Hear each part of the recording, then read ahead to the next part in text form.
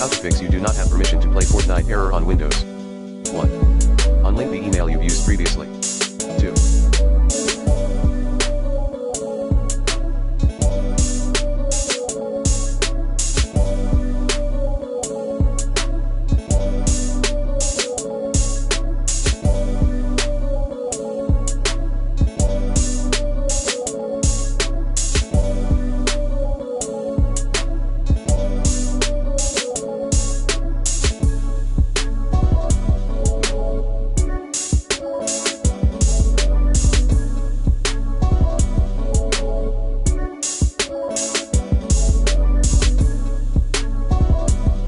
Update your game in time.